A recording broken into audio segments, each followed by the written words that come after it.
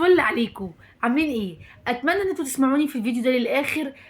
علشان خاطر عندي كده كلام ليكم. انا كان هنا مبسوطه قوي ان انا جددت باقه زملكاوي السنويه، علشان انا كان نفسي من زمان اقدر ان انا ادعم الزمالك باي حاجه وما كانش بيجي لي فرصه. فلما جات لي الفرصه بان انا لما هجدد الباقه السنويه اللي ابلكيشن زملكاوي ده هبقى كده بساعد نادي الزمالك، قلت ما بدهاش ونساعد نادي الزمالك. واتمنى من كل انسان يقدر ان هو يعمل كده يعمل. اتمنى من كل انسان حاول ان هو يروح ماتش الاتحاد وماتش سيراميكا ومعرفش يجيب تذاكر، معرفش يروح، الفلوس اللي انت كنت هتروح بيها الماتش دي ادفعها في الابليكيشن وجدد الباقه. وهي يعني انت بالعكس ان انت فلوس دي كنت هتدفعها كان اغلبها بقى تذاكر واكل وشرب ومشاوير وكده وكل الكلام ده، لا انت 500 جنيه دي هتروح كلها لنادي الزمالك. هحسبها لك حسبه بسيطه بس كده عشان حد يقول لي انا كنت اروح التالتة يمين، ده هم 75 جنيه اللي هصرفهم بس. لا مش 75 جنيه بس هتصرفهم، تعالى كده ايه نتكلم بالراحه.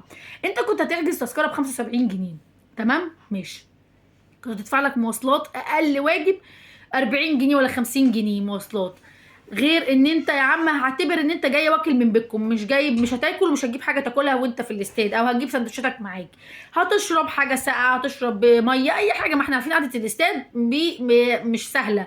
هتصرف لك في الميت مش اقل من 200 250 جنيه. طيب ادي كده اهو في ماتش واحد انت صرفت 250 جنيه، اعتبر نفسك رحت الماتشين الاتحاد وسيراميكا ودفعت ال 500 جنيه دول وجدت بيهم الباقه السنويه بتاعت برنامج زملكاوي. بس هيفرقوا معاك لما ال4 مليون اللي كانوا حاولوا يخشوا على السيرفر بتاع تذكرتي دول، 1.5 مليون منهم بس يجددوا الباقه السنويه.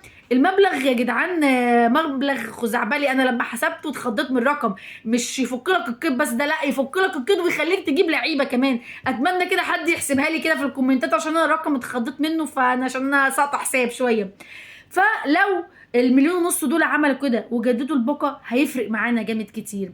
جه الوقت ان احنا كجماهير نادي الزمالك نكمل الجميل للاخر، واللي يقدر ان هو يقف ويساعد يقف ويساعد، علشان طول عمر جمهور نادي الزمالك هو الداعم الاول والاساسي لنادي الزمالك.